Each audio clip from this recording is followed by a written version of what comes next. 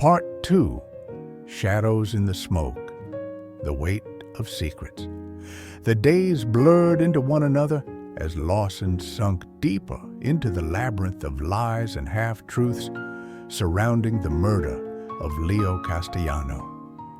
He had always known Los Angeles was a city built on smoke and mirrors, where things were rarely what they seemed, but now the fog seemed to be closing in.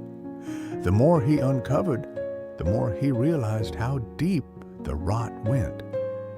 And at the heart of it all was Rafael Rafe Sanchez, an enigma wrapped in power and influence. Vivian's words echoed in his mind. Leo's death was political, but what did that really mean? How was a man like Leo Castellano, who had once been a small-time dispensary owner, caught in the crosshairs of a larger war? What had he known about Sanchez that had made him such a threat? Lawson wasn't sure he wanted the answers, but he didn't have a choice. The further he dug, the clearer it became that this wasn't just a murder investigation. This was the beginning of a war for control of the very soul of Los Angeles. He stood at the edge of the city, looking out over the neon-lit horizon, a haze of smoke drifting in the air.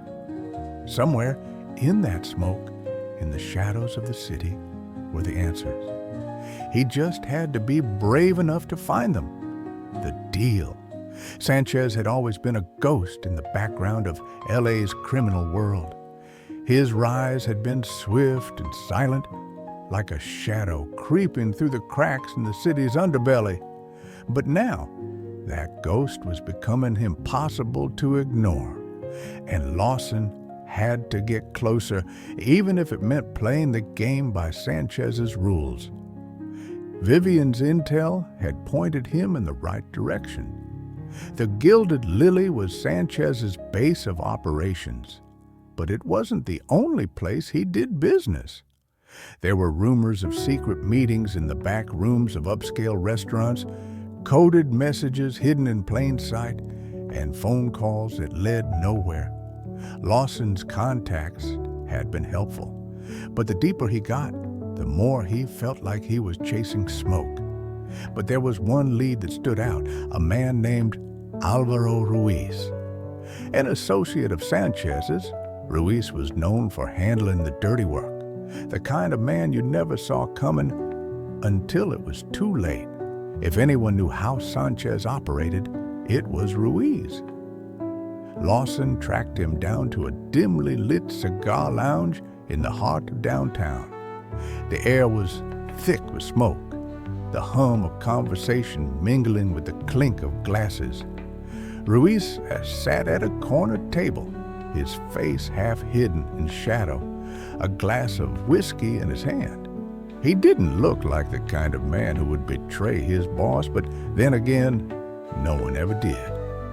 Alvaro Ruiz, Lawson said, sliding into the chair across from him. We need to talk. Ruiz didn't flinch, didn't even look up. I don't talk to cops, he said in a low, measured tone. You're not talking to a cop, Lawson countered, his voice steady. You're talking to someone who can help you if you're willing to play your part. Ruiz's eyes flicked up, narrowing.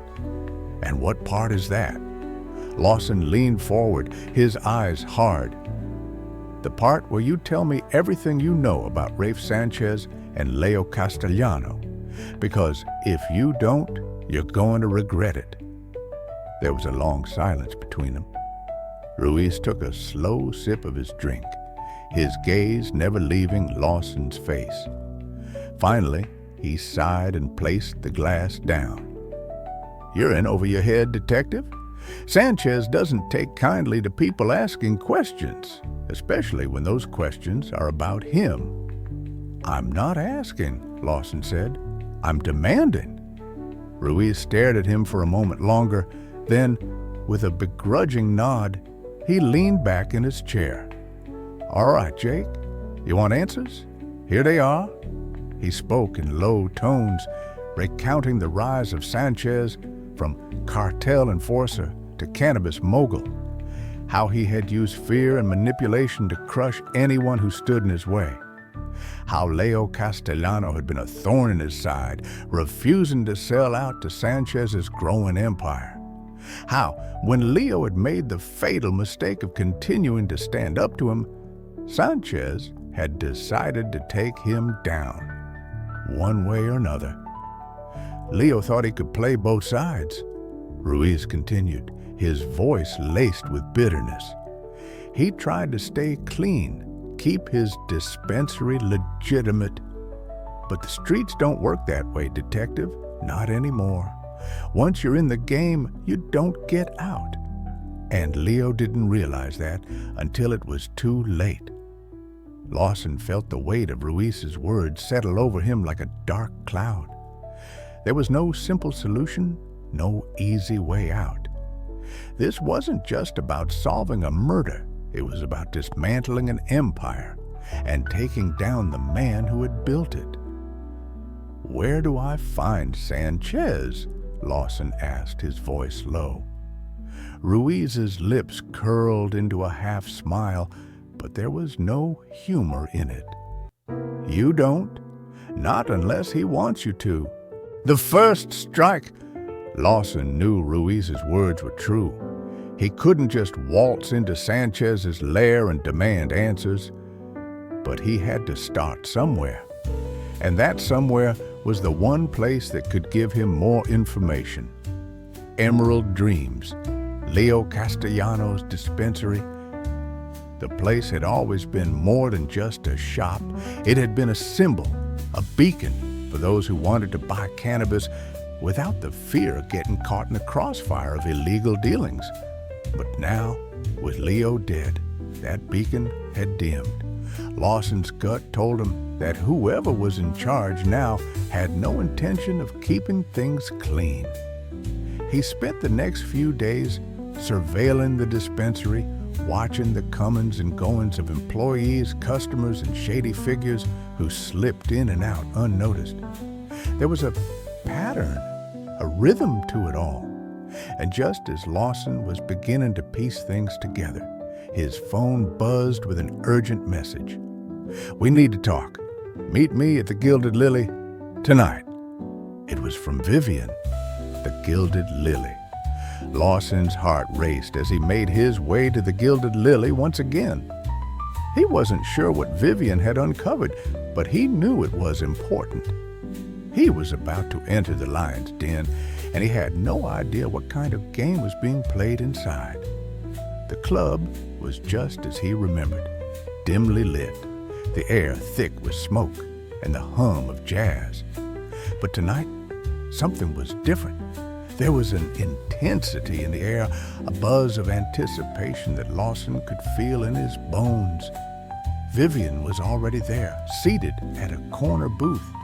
Her expression was unreadable, but Lawson could see the tension in her eyes. "Jake," she said quietly, glancing over her shoulder to make sure no one was listening, "it's worse than we thought." Lawson sat down across from her, his eyes narrowing.